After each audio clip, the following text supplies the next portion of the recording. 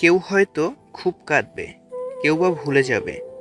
৪ দিন কিংবা ৪০ পেরোনোর আগেই বাতাসে মিলিয়ে যাবে আগরবাতির ঘ্রাণ। লিস্ট থেকে হারিয়ে যাবে আরও একটি প্রাণ। তুমি যদি বিনা স্বার্থে কারো উপকারও করো, তবুও তুমি তার বিশ্বাস অর্জন করতে পারবে না। কারণ স্বার্থপর মানুষের ভিড় থেকে দু একজন নিঃস্বার্থ মানুষকে চেনা সহজ হয় না। হার মেনে নেওয়া আমাদের সবচেয়ে বড় দুর্বলতা। সফল হওয়ার সবচেয়ে ভালো উপায় হলো প্রতিবার হার মানার আগে আরেকবার চেষ্টা করা। সতর্ক হও, যে জিনিসগুলো তুমি অবহেলা করছো, কখনো কখনো সে জিনিসগুলো তোমার সবচেয়ে বেশি দরকার। এই 4টি কথা ক্যারিয়ার পাল্টে দিবে। নাম্বার 1, জীবনে উদার হবেন, কিন্তু নিজেকে নিঃস্ব করে নয়। নাম্বার 2, ভালোবাসবেন, কিন্তু নিজেকে বিলিয়ে দিবেন না। নাম্বার 3, বিশ্বাস করবেন, কিন্তু প্রকাশ করবেন না। নাম্বার 4, অন্যের উপদেশ অবশ্যই শুনবেন, কিন্তু নিজের সিদ্ধান্ত কখনো হারাবেন না। ১,০০০ দামের মানিব্যাগ না কিনে ১০০ টাকা দামি মানিব্যাগ কেনো এবং তাতে ৯০০ টাকা রাখো। বড়লোক সাজার চক্করে ফকির হয়ে যেও না। মন আর আলমারিকে সময় মতো পরিষ্কার করবেন, নয়তো আলমারিতে জিনিসপত্র আর মনে দুশ্চিন্তা ভরে যাবে। ভাগ্য তোমার হাতে নেই সত্যি, কিন্তু সিদ্ধান্ত তোমার হাতে। ভাগ্য কখনো সিদ্ধান্ত নেয় না, তোমার সিদ্ধান্তই তোমার ভাগ্যের পরিবর্তন এনে দিতে পারে। সময় সিদ্ধান্ত নেয় জীবনে কার দেখা পাবেন। আপনার হৃদয় সিদ্ধান্ত নেয় কাকে আপনি চান।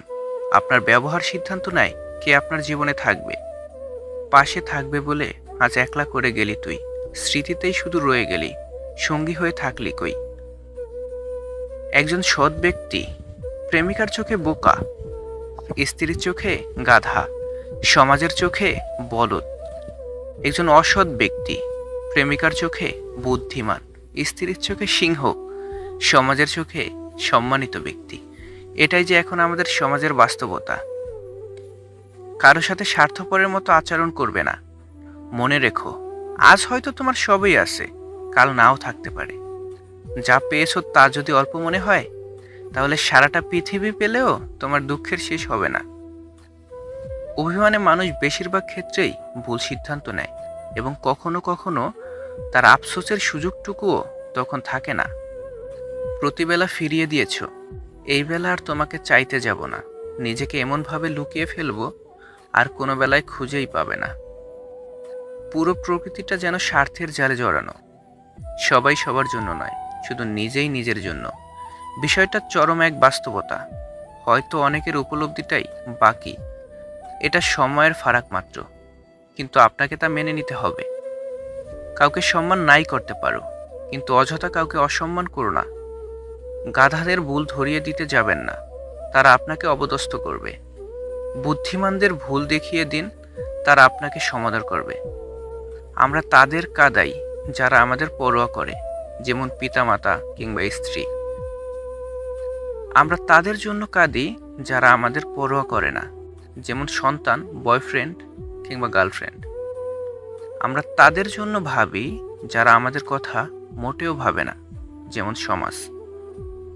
শ্বশুর বাড়িতে একটি মেয়ে তখনই নীরবে চোখের জল ফেলে যখন তার স্বামী তাকে সবচেয়ে বেশি অবহেলা করে। জীবনে আঘাত পাওয়া মানেই হেরে যাওয়া নয়, কিংবা জীবনটাকে বৃথা ভাবাটা উচিত নয়। কেননা প্রকৃত জীবন তো শুরু হয় আঘাত পাওয়ার পরবর্তী সময়টাতে। যে হারায় কেবল সেই একমাত্র বোঝে হারানোর যন্ত্রণাটা কত তীব্র। সে জানে প্রিয়জনের শূন্যতা কতটা পোড়ায় ভিতরে ভিতরে। সে বুঝে বেঁচে থাকা গেলেও ভালো থাকা যায় না, ভুলে থাকা গেলেও ভুলে যাওয়া যায় না। সম্মান তাদেরকেও দেখাও যারা যোগ্য নয়, কেননা এটা তোমার চরিত্রের প্রতিচ্ছবি, তাদের নয়। খুশিটা যদি টাকাতেই থাকতো, তাহলে গরিব মানুষ কখনো হাসতো না। সময়ের সাথে শোক আরো বেশি গাঢ় হতে থাকে। তার কমতি জীবনের প্রতিটি মুহূর্তকে বিষণ্ণ করে তোলে, আর স্মৃতি প্রতিক্ষণে নিজেকে করে এলোমেলো। তুমি যদি গরিব হও, সব লোক তোমায় ইগনোর করবে। তুমি যদি কিছু করতে চাও, সব লোক হাসবে। আর তুমি যদি সফল হয়ে যাও, সব লোক হিংসায় জ্বলবে। পরিবর্তনকে ভয় পেও না। হয়তো কিছু হারাতে হবে, নয়তো আরো ভালো কিছুই পাবে। ভালো মানুষ হও, কিন্তু প্রমাণ করতে গিয়ে সময় নষ্ট করো না। স্ত্রী বদমেজাজি হলে দুইটি কাজ করুন। নাম্বার 1, তার রাগের সময় চুপ থাকুন। নাম্বার 2, রাগ থেমে গেলে তাকে ছেড়ে যাওয়ার ভয় দেখান। দেখবেন একটা সময় পর নিজেকে সংযত করতে শিখে গেছে। একজন নারী ধ্বংসের মূল 3টি কারণ: যে নারী স্বামীর সাথে জেদ করে, যে নারী স্বামীর মুখে মুখে তর্ক করে, যে নারী মা বোনের কুপরামর্শে স্বামীর বাড়িতে অশান্তি সৃষ্টি করে। দুঃখ হয়তো একটা সময় কাটিয়ে ওঠা যায়, কিন্তু শূন্যতা কখনো কাটিয়ে ওঠা যায় না। তার চেহারা, তার কথা, তার সাথে কাটানো মুহূর্ত, আরও কত কি, সবাই যেন আস্তে আস্তে জীবন্ত হয়ে ওঠে। সবাই যেন চোখের সামনে ভাসতে থাকে।